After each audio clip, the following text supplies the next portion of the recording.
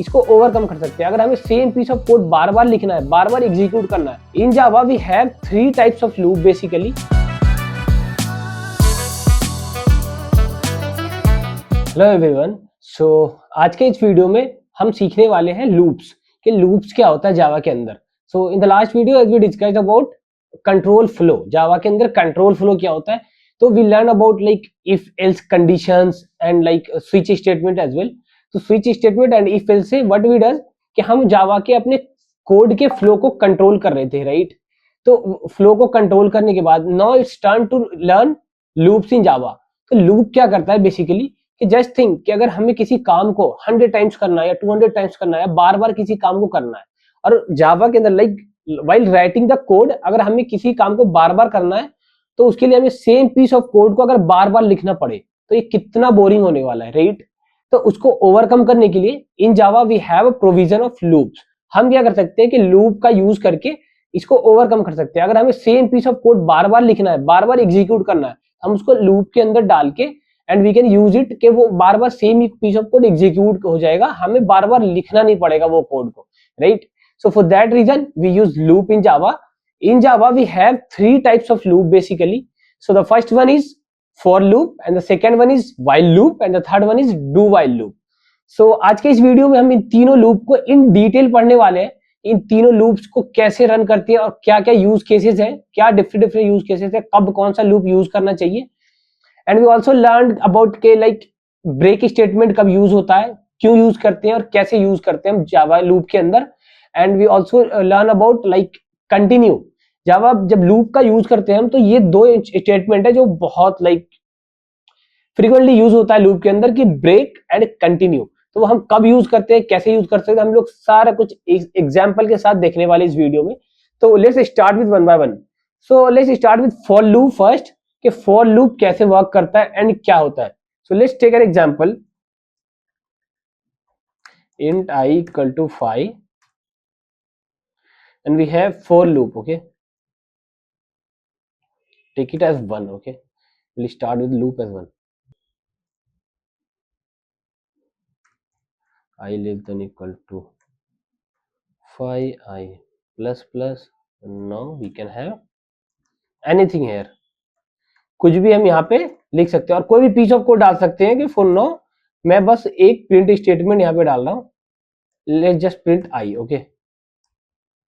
अभी यहाँ पे हमने क्या किया, एक आई वेरिएबल लिया जिसमें आई की वैल्यू हमने 1 डाली और आई को 1 से लेके 5 तक चलाया, ओके। तो यहाँ पे लूप के अंदर हम 3 कंडीशन बेसिकली डालते हैं कि हमारा लूप लाइक कहाँ से स्टार्ट होने वाला है एंड फिर कहाँ तक जाने वाला है। ये भी यहाँ पे भी हम कंडीशन लगाते हैं बेसिकली, जो हम इफ के अंदर कंडीशंस लगाते हैं, लेस देन इक्वल टू और ग्रेटर देन इक्वल टू और इक्वल टू, सेम एज यहाँ पे भी हम यूज करते हैं। And we also discussed like incremental and decrement operators like before 2 videos, right. तो वो increment decrement operator as we discuss that time also कि हम लोग उसको यहाँ कहाँ पे फॉर लूप के अंदर फ्रीक्वेंटली यूज करते हैं। तो यहाँ पे हम देख सकते हैं कि हम आई प्लस प्लस, ये एक इंक्रीमेंट ऑपरेटर है तो हम इसको यूज करते हैं। आई प्लस प्लस का बेसिकली मतलब होता है I equal to I plus 1, मतलब 1 से इंक्रीमेंट कर देना आई की वैल्यू। और इंक्रीमेंट कब करना, पोस्ट, लाइक ये पहले फॉर लूप के अंदर जो स्टेटमेंट है, ये जो पीस ऑफ कोड है, पहले एग्जीक्यूट करेगा फिर उसकी वैल्यू को बढ़ाएगा। तो फॉर लूप ऐसे वर्क करता है कि आई की वैल्यू 1 से स्टार्ट हुई, लेस देन इक्वल टू 5, ये कंडीशन चेक हुआ कि आई की जो वैल्यू है वो 5 से कम या उसके बराबर है क्या, यस ट्रू। तो फिर ये सिस आउट के अंदर जो भी लिखा हुआ है आई, तो वो आई को प्रिंट कर देगा।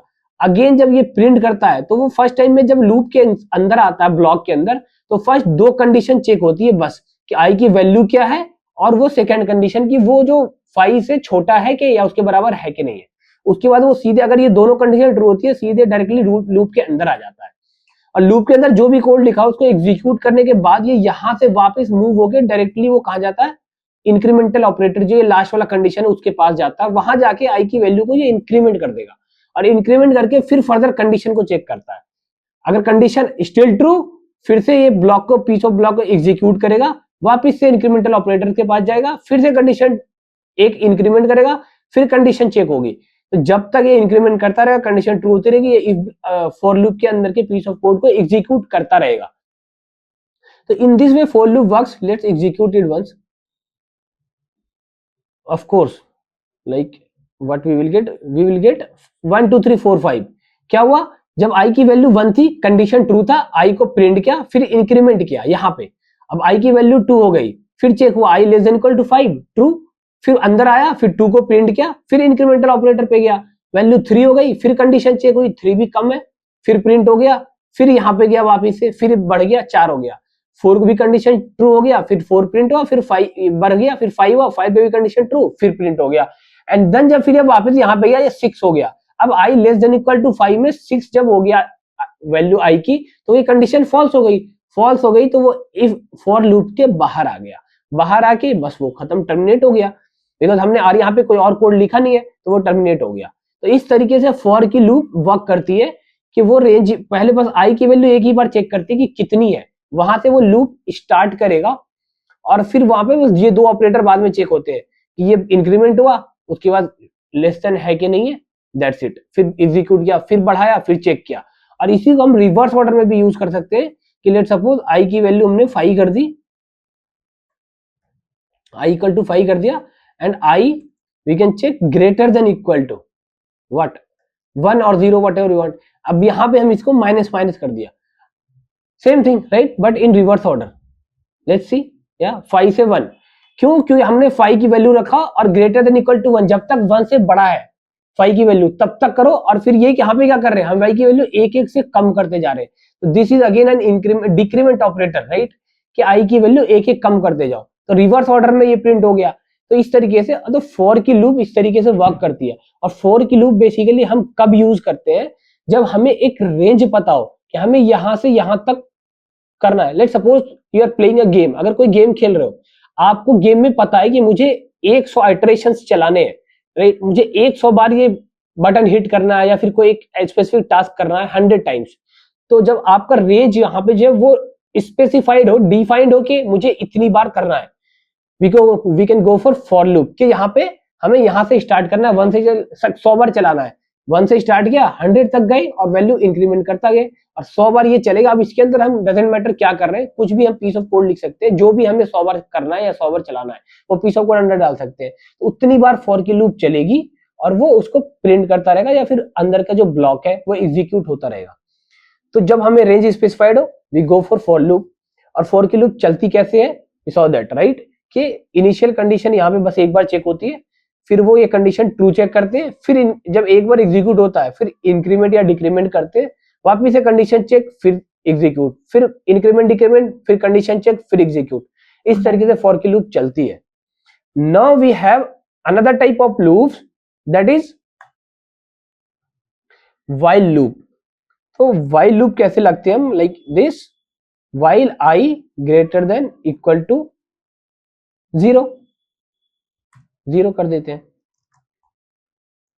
Dot out dot println, sorry println, now we can execute anything, hello world, sorry। अभी हमने क्या किया, while loop चलाया, this is what happening, check it, while greater than equal to 0, जब तक ये 0 से बड़ा है, 5 i की वैल्यू 5 थी और जब तक 0 से बड़ा है तब तक करते रहो। अभी क्या हुआ, ये इनफाइनाइट लूप चल गया, क्यों, क्योंकि i की वैल्यू 5 थी और जब तक वो 0 से बड़ा है वो हमेशा 0 से बड़ा है, और हमने i की वैल्यू को कहीं पे भी कोड में चेंज ही नहीं कर रहे, कभी चेंज नहीं कर रहे, वो हमेशा 5 से बड़ा है और वो हमेशा हमेशा 0 से बड़ा ही रहेगा, क्योंकि उसकी वैल्यू 5 है और वो 5 जो वैल्यू थी वो कभी मॉडिफाई नहीं हो रही है। हम 4 की लूप में क्या कर रहे थे, इंक्रीमेंट डिक्रीमेंट कर रहे थे, तो वैल्यू वो वेरी कर रही थी और फिर एक टाइम पे ऐसा आ रहा था जब कंडीशन फॉल्स हो जा रही थी। अभी हमने i की वैल्यू को कुछ किया ही नहीं, वो कहीं मॉडिफिकेशन हो ही नहीं रहा, हमेशा उसकी वैल्यू 5 ही है, कांस्टेंट है, और वो हमेशा ये condition true greater than equal to 0 वाला ट्रू होता रहेगा, और ये लूप इनफाइनाइट चलती जा रही है अगर आप देखोगे तो, राइट। सो इसको कंट्रोल करने के लिए what we can do, i minus minus, right. अब हमने क्या किया, i को माइनस माइनस कर रहे हैं हर इटरेशन के बाद, एक टाइम ऐसा आएगा i की वैल्यू 5 से जब ये चलेगा 4 हो जाएगा, फिर चलेगा while 3 हो जाएगा, फिर कंडीशन चेक होगा, फिर ये ट्रू हो जाएगा, 2 हो जाएगा, फिर 1 हो जाएगा, फिर 0 हो जाएगा, 0 तक ये चलेगा, जैसे ये वैल्यू -1 हो जाएगी कंडीशन फॉल्स हो जाएगा, ये टर्मिनेट हो जाएगा। तो वैल्यू जो है 5 से 0 तक ट्रू आएगा, प्रिंट होगा, मतलब इतनी बार ट्रू होगा, okay. Now we can see 1 2 3 4 5 6 बार क्यों चला, क्योंकि वैल्यू 5 से स्टार्ट हुई है और 0 के इक्वल टू तक चल रही है, मतलब 5 के लिए चला, 4 के लिए, 3 के लिए, 2 के लिए, 1 के लिए और 0 के लिए भी चला, क्योंकि ग्रेटर देन इक्वल टू 0 लगा हुआ, इसलिए 6 बार आउटपुट आया हेलो वर्ल्ड। तो इस तरीके से यहाँ पे हमें ये बहुत लोग ऐसा करते हैं, बहुत बार ये ऐसा मिस्टेक हो जाता है वाइल लूप के अंदर कि आई की वैल्यू को हम जो है मॉडिफाई करना भूल जाते हैं, जनरली ऐसा होता है। तो ऐसे केसेस में क्या होता है, बहुत बार लूप इनफाइनाइट चल जाती है और ऐसे बहुत एबनॉर्मल कंडीशंस कोड में आते हैं, ऐसा बहुत मिस्टेक होता है फ्रीक्वेंटली। तो इसका हमें हमेशा ध्यान रखना है कि हम जो है आई की वैल्यू को मॉडिफाई करें वाइल के केस में भी, क्योंकि फॉर के केस में हमें याद रहता है हमें 3 कंडीशंस लगानी है सिंपली, बट वाइल के केस में ये मिस्टेक्स बहुत होता है, क्योंकि हमें जो पीस ऑफ कोड लिखते हैं, जो ब्लॉक होता है वाइल का, उसके अंदर हमें वाइल की कंडीशन को ये करनी पड़ती है। तो वाइल लूप में क्या होता है कि हमें कोई रेंज स्पेसिफाइड नहीं है, हमें बस पता है कि जब तक ये लाइक अगर गेम की ही मैं बात करूं तो जब तक हेल्थ मेरा 0 ना हो जाए, जैसे पबजी या फिर और भी गेम खेलते हैं वहां पे हेल्थ होता है राइट, जब तक हेल्थ 0 ना हो जाए तब तक चलाते रहो। अब मेरी हेल्थ कितना उसका कोई ये नहीं है, कहां से स्टार्ट हुआ क्या हुआ, वहां से स्टार्ट होगा, जब तक 0 ना हो जाए तब तक चलाते रहो, यहाँ पे स्पेसिफाइड कोई रेंज नहीं है। तब हम क्या करते हैं, वाइल लूप का यूज करते हैं। और ये हेल्थ क्या क्या पता मेरी हेल्थ पहले से 0 हो, राइट, तो एक भी बार लूप नहीं चलेगा, क्योंकि एक भी बार कंडीशन ट्रू नहीं होगा। अगर मैं यहाँ पे इसकी वैल्यू को -1 कर दूं और मैं इसको चलाऊं, एक भी बार कुछ भी आउटपुट नहीं आएगा। क्यों? क्योंकि मेरा हेल्थ ऑलरेडी निगेटिव में था, मैं पहले से ही हेल्थी नहीं हूं, हेल्थ मेरे पास कुछ है ही नहीं। तो क्या होगा कि एक बार भी नहीं चलेगा, वाइल की कंडीशन ही ट्रू नहीं होगी। तो ये कंडीशंस भी आ सकते हैं वाइल लूप के अंदर कि बस स्टार्ट कहां से हो रहा है डजंट मैटर, जब तक ये 0 ना हो जाए तब तक वाइल लूप को एग्जीक्यूट करते रहो। तो ऐसे यूज केसेस जब भी हो तो हम वाइल लूप का यूज करते हैं। एंड इसका एक और वर्जन हमारे पास है जिसको हम बोलते हैं डू वाइल लूप। तो डू वाइल लूप के अंदर क्या होता है, बस सिंपली हमें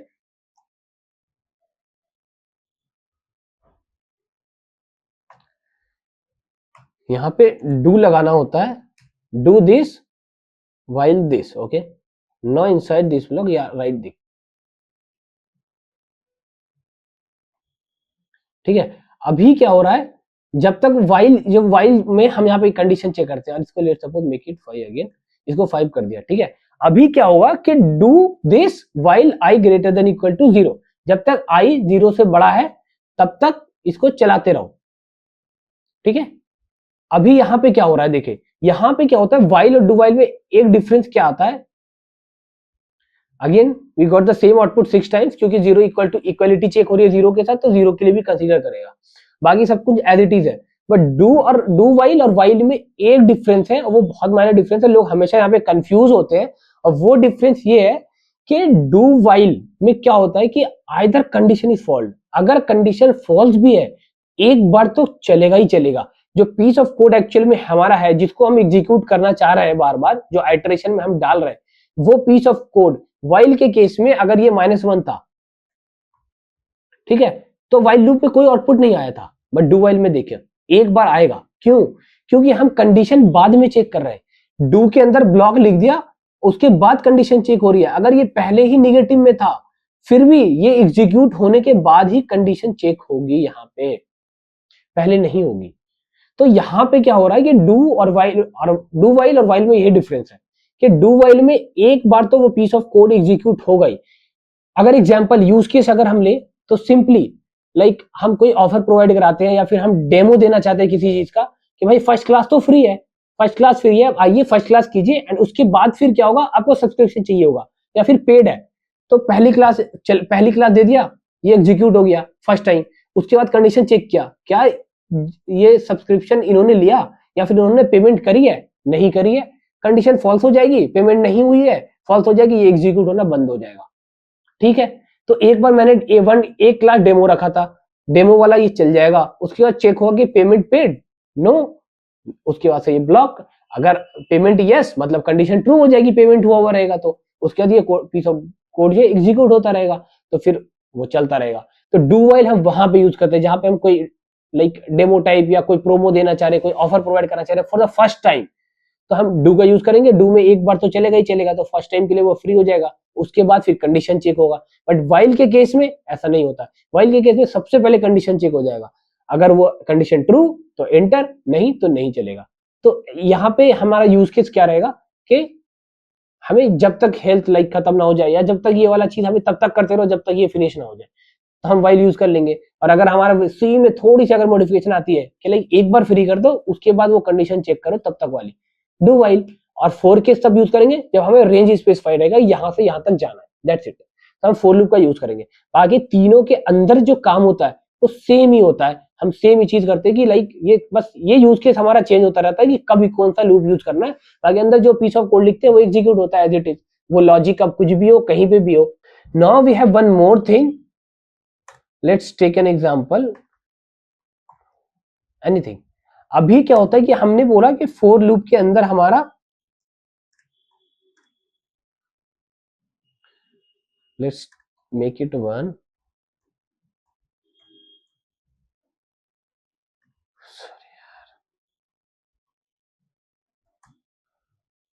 अभी क्या बोला था हमने कि हमें क्या करना है कि फॉर की लूप के अंदर ब्रेक स्टेटमेंट का भी यूज होता है। हम ब्रेक स्टेटमेंट का यूज कैसे करते हैं या कंटिन्यू स्टेटमेंट का यूज कैसे करते हैं हम वो देखने वाले हैं।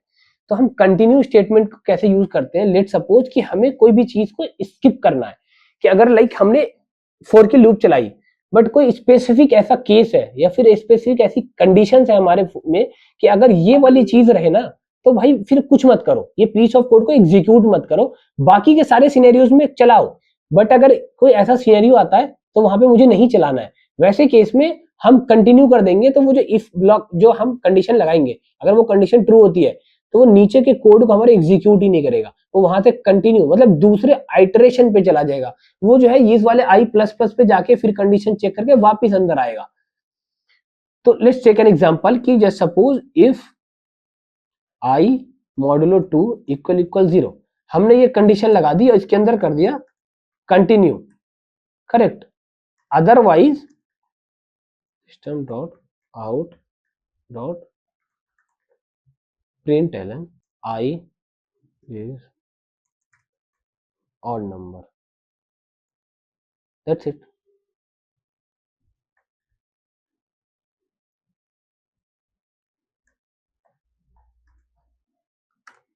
आई जो है वो ऑड नंबर है। हमने क्या किया यहाँ पे, हमने बोला कि अगर आई मॉडुलो 2 इक्वल टू 0, अगर आई की जो वैल्यू है उसके साथ अगर मैं 2 को मॉडुलो करूं और उसकी वैल्यू 0 आ जाए दैट मींस कि वो इवन नंबर है, 2 से डिविजिबल है। अगर मॉडुलो क्या करता है, हमने ऑपरेटर्स में पढ़ा है कि मॉडुलो रिमाइंडर देता है। अगर किसी भी आई की वैल्यू, अगर मैं किसी भी नंबर को 2 से डिवाइड कर रहा हूँ और उसका रिमाइंडर 0 आ जा रहा है दैट मींस कि वो नंबर 2 से कंप्लीटली डिविजिबल है। अगर 2 से कंप्लीटली डिविजिबल है दैट मींस कि वो नंबर इवन है। अगर वो इवन नंबर है तो मैं कंटिन्यू करना चाह रहा हूँ, बिकॉज मुझे यहाँ पे मेरा पर्पस क्या है, मुझे ऑड नंबर को प्रिंट करना है।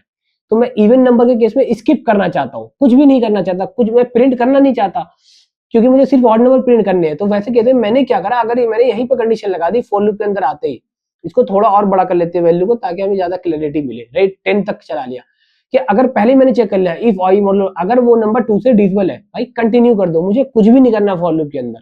और अगर वो 2 से डिविजिबल नहीं होगा तो वो नीचे आके एल्स इसको प्रिंट कर देगा। It is kind of else block, let make it more clear for you.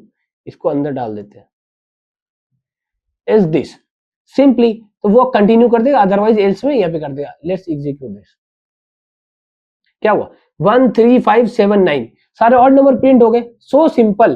क्या हुआ कि मैंने बोला कि अगर भाई वो इवन नंबर है, हम यहाँ पे बस इवन नंबर चेक कर रहे हैं इस इफ कंडीशन के अंदर, तो भाई स्किप कर देना, मेरे कोड को एग्जीक्यूट मत कर, फोर ब्लॉक के अंदर कुछ भी मत कर। जहां पे हमने कंटिन्यू स्टेटमेंट लिखा है वहीं से वो डायरेक्टली जंप कर जाता है यहाँ पे, वो नीचे देखता ही नहीं कि यहाँ क्या लिखा हुआ है, डजंट मैटर नीचे कुछ भी हो। ये कंडीशन ट्रू हुआ, कंटिन्यू, कंटिन्यू का मतलब है ये पूरा ये फोर ब्लॉक यहाँ तक, इसके नीचे कितना भी कोड में लिख दूं, कहीं पे कुछ भी लिख दूं, डजंट मैटर। अगर मैं इसको उठा के दो और बार यहाँ पे भी लिख दूं, सॉरी सेम चीज को अगर मैं यहाँ पे दो और बार लिख दूं कोई भी प्रिंट नहीं होगा, नथिंग। वो इतनी बार लूप चलाया बट 1 3 5 7 9 के लिए चलाया, ठीक है। ऑड नंबर वाला ही चल रहा है क्योंकि ये कंडीशन, अगर ये वाली कंडीशन ट्रू हो रही है वो वाली तो ये चलेगा, नीचे आके कुछ भी नहीं करेगा वो। क्यों, जितनी बार फॉल्स होगी तो फॉल्स के लिए ये भी चल रहा है और ये दोनों भी चल रहा है, क्योंकि जब ये फॉल्स हो रहा है तभी। अगर ये फॉल्स नहीं हो रहा होगा तो इनमें से कुछ भी नहीं चलेगा, कुछ भी नहीं चलेगा। Let's keep it simple, okay. So this way continue statement works. के कंटिन्यू का मतलब होता है कि भाई अगर ऐसा सिचुएशन है तो मेरे कोड को एग्जीक्यूट मत करो, अगर नहीं है तो ही मेरे कोड को एग्जीक्यूट करो। वहां पे हम यूज करते हैं कंटिन्यू स्टेटमेंट का, right. Now one more example of break statement. Break statement का यूज हम कैसे करते हैं, लेट्स सी। हम क्या करते हैं, लेट्स सपोज आई को मैंने यहाँ पे चला दिया, 1 से चलाए, 2 से चलाए और मैंने 10 तक चलाया, ठीक है, सिंपल।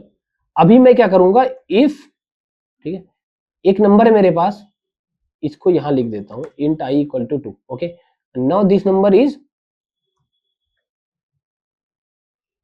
x, x की value, let's take an example 7, okay, x की वैल्यू 7 है। Now we have a boolean type, boolean is prime equal to true, okay, sorry, take it false, false ना। अब मैं यहां पे क्या चेक कर रहा हूं कि अगर x मॉडुलो 2 इक्वल इक्वल 0 है, यहां पे क्या करूंगा मैं, is prime equal to false, ये ट्रू था, इसको फॉल्स किया, simply come here, if is prime system dot out dot print ln, sorry,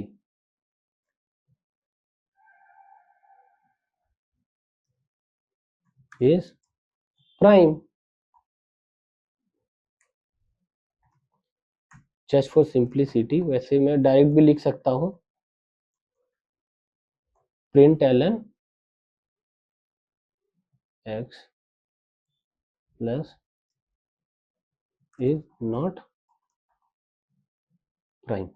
अभी यहां पे क्या कर रहे हैं हम, कि हम बोल रहे हैं कि देखिए प्राइम नंबर को चेक कर रहे हैं कि एक नंबर प्राइम है कि नहीं। जो हमारा x है, x की वैल्यू 7 है, अब मैं चेक कर रहा हूं कि x जो है वो प्राइम है कि नहीं। सिंपली हम फॉर लूप के अंदर आए, फॉर की लूप जो है मैंने 2 से, वैसे मैं यहां तक नहीं चलाने की जरूरत है, मैं x तक चला ले और x/2 कुछ भी चलाए, इट्स डजंट मैटर, वो इट्स ओके। हमने लूप चलाया, ठीक है। अब हमें क्या करना है, प्राइम चेक करने के लिए क्या कंडीशन होती है, या तो वो नंबर 1 या खुद से डिविजिबल हो और किसी से डिविजिबल नहीं हो। अगर वो नंबर 2 से डिविजिबल हो गया, दैट मीन्स क्या, कि वो नंबर प्राइम नहीं है। अभी हमने क्या किया, इट्स एन आई, ठीक है।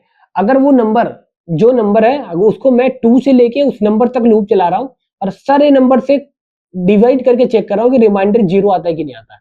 अगर वो 1 को स्किप कर दिया, मैंने लूप अपने 2 से स्टार्ट करी है, अगर 2 से मैं उस नंबर तक लूप चला रहा हूं और हर नंबर से उसको डिवाइड करके देख रहा हूं, we need not to do this, okay. उस नंबर से जस्ट पहले तक मैं लूप लेके गया, 2 से स्टार्ट किया, वहां तक गया। अगर 2 से लेके नंबर से जस्ट पहले होगा जो नंबर है, अगर मेरे केस में x7 है तो 2 से 6 तक लूप चलेगा, बिकॉज मैंने लिखा है कंडीशन में i less then x, that means कि i की वैल्यू जब तक x से छोटी हो, मींस 7 से छोटी हो, दैट इज 6 तक लूप चलेगा। 2 से 6 के बीच में अगर कोई भी नंबर उसको डिवाइड कर देता है, x modulo i equal equal 0, मतलब रिमाइंडर 0 आ गया, दैट मींस कंप्लीटली डिविजिबल। अगर ऐसा कंडीशन आता है, ऐसा सिचुएशन बनता है कि वो नंबर किसी भी नंबर से 2 से 6 के बीच में डिवाइड हो जाता है, दैट मींस सिंपली कि वो नंबर प्राइम नहीं है। तो हमने क्या किया, इज प्राइम, मेरा जो बुलियन टाइप था उसको मैंने फॉल्स कर दिया और उसके बाद यहाँ पे ब्रेक कर दिया। जैसे ये कंडीशन ट्रू हुई, अगर एक भी नंबर से डिवाइड हो गया है, वो सपोज कि पहला नंबर अगर 2 था, मेरा i की वैल्यू 2 थी और x modulo 2 equal equal 0, x की वैल्यू 8 रहती, वो 2 से completely divisible.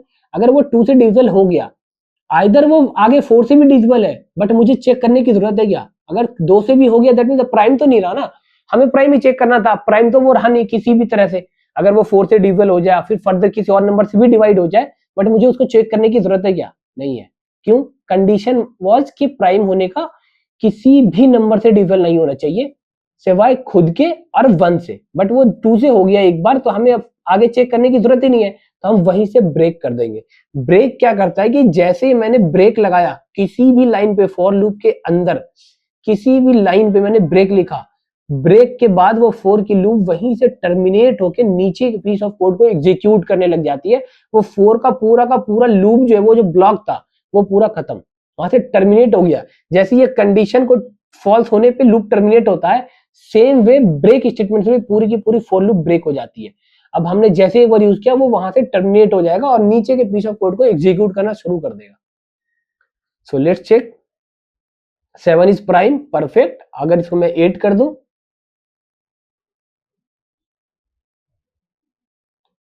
Is not prime, perfect, क्योंकि 8 प्राइम नहीं है, 7 प्राइम है। तो सिंपल, हम ब्रेक का स्टेटमेंट कब यूज करते हैं? जब हमें चेक करना हो कि भाई, जब हमें ऐसा करना हो कि भाई अगर ये वाला काम मुझे करना था, मेरा पर्पस ये था, अगर ये पूरा हो गया तो वही ब्रेक करते, आगे लूप को नहीं चलाना है मुझे। ऑफ कोर्स बाकी आगे कुछ भी हो रहा है, बट मुझे मतलब नहीं, मुझे ये जो पर्पस थी वो पूरा हो गई, वहीं पे हम उससे ज्यादा लूप क्यों चलाएंगे, आइटरेशन क्यों बढ़ाएंगे, हमारी टाइम कॉम्प्लेक्सिटी भी बढ़ रही है उससे, राइट? तो हम आगे लूप नहीं चलाना चाहेंगे, तो वहां पे ब्रेक कर देते हैं। और कंटिन्यू का जब हम कुछ भी स्किप करना चाहते हैं, वी यूज कंटिन्यू स्टेटमेंट। तो हमने दोनों स्टेटमेंट देख ली कैसे क्यों यूज करते हैं।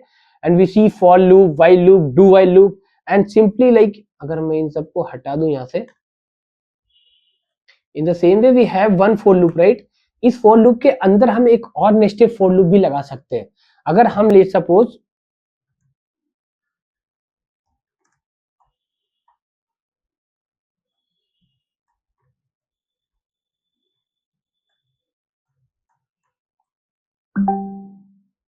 इस तरीके से,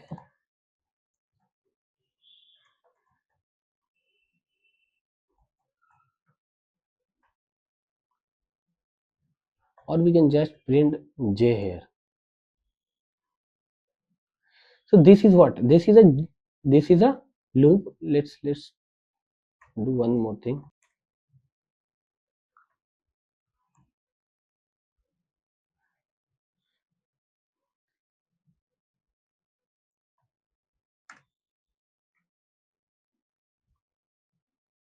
Now it looks better, right? So यहाँ पे क्या किया हमने नेस्टेड फॉर लूप का यूज कर लिया। नेस्टेड फॉर लूप में क्या होता है कि जब ये एक एक्सटर्नल फॉर की लूप लगाई मैंने, और इस लूप के अंदर एक और लूप डाल दिया। अब क्या हो रहा है यहाँ पे कि ये जो अंदर वो इनर फॉर लूप है हमारा, वो अपने आप में एक फॉर लूप है। तो जब भी ये for loop, outer for loop के अंदर जैसी कंडीशन ट्रू हुई, वो अंदर आया। अब अंदर पूरा का पूरा फॉर लूप अपने आप में एक लूप के जैसे वर्क करेगा, और ये तब तक इसको आइटरेट करेगा जब तक इसकी कंडीशन खुद की फॉल्स नहीं हो जाती। और जितनी बार ये अपर लूप पे जाएगा, जब यहाँ कंडीशन फॉल्स होगी, वापस ये टर्मिनेट हो गया, अभी वापस से अपर वाले पे जाएगा। अपर वाला फिर अगर ट्रू हुआ, फिर इनर को वो पूरा का पूरा ऑन स्क्रैच एक नया लूप कंसीडर करता है, और फिर पूरे फॉर लूप को एग्जीक्यूट करता है। दैट मीन्स कि अगर ये 5 बार इसकी आइटरेशन हो रही है, तो वो 5 आइटरेशन के लिए ये पूरा का पूरा एक फॉर लूप चलेगा। और इसमें अगर ये देखो कि अगर यहाँ पे 6-7 आइटरेशन हो रही है, तो ये पूरा 7 आइटरेशन ये 5 टाइम्स होगा, क्योंकि ये 5 बार आउटर लूप चल रहा है और 7 टाइम्स इनर लूप चल रहा है। तो हर एक आउटर लूप के लिए हमारा इनर लूप पूरा एक ऑन स्क्रैच चलता है, क्योंकि जब ये यहां से आता है ना, इन करता है जब आउटर वाले फॉर लूप से, तो वो इंट j इक्वल टू 0, यहाँ पे एक नई इनिशियलाइजेशन हो रही है j की वैल्यू की, और वो नया कंडीशन चेक हो रहा है, सब कुछ नया हो रहा है, और इसके अंदर जो भी कुछ लिखे वो एक ऑन स्क्रैच नई चीज कंसीडर हो रही है। हर बार जब भी आउटर लूप के अंदर हम आ रहे हैं, उसके अंदर आ रहे हैं, इनर फॉर लूप पूरा का पूरा एक लूप जैसे कंसीडर होता है, और वो पूरा ऑन स्क्रैच चलता है। तो इसलिए जितनी बार ये कंडीशन ट्रू होगी, वो अंदर आएगा, और अंदर का पूरा एक फॉर लूप है। ऐसे हम कितना भी नेस्टेड लूप लगा सकते हैं, फॉर के अंदर भी, व्हाइल के अंदर भी हम नेस्टेड लूप का भी यूज करते हैं, like product multiplication and all, ये सब चीज करने के लिए बहुत सारे और भी हमारे यूज केस होते हैं। मैट्रिक्स के साथ प्ले करना है हमें, वहां पे नेस्टेड लूप की जरूरत पड़ती है। तो इस तरीके से हम नेस्टेड लूप का भी यूज करते हैं प्रोग्राम्स के अंदर। तो यहाँ पे जो हम कर रहे हैं, वहां पे हमने फॉर लूप के अंदर जे को प्रिंट कर रहे हैं, जे को सिंपली प्रिंट किया, ये 7 बार प्रिंट हुआ। जब ये इस वाले लूप खत्म करके बाहर आया, तो हमने प्रिंट एलन कर दिया, वो नई लाइन पे चला गया। फिर ये जब आउटर लूप चला, जितनी बार आउटर लूप चलेगा उतनी बार वो न्यू लाइन पे आ रहा है, राइट? तो इन दिस वे वर्क्स। तो होप कि आपको फॉर लूप पूरा क्रिस्टल क्लियर हो गया होगा, कौन सा लूप कब यूज करते हैं, नेस्टेड लूप का यूज करते हैं, हम कंटिन्यू स्टेटमेंट, ब्रेक स्टेटमेंट का यूज कैसे करते हैं, कब करते हैं, और ये सारी चीजें जो है सारे लूप पे एप्लीकेबल होता है। So I hope you enjoy this video. Thanks for watching.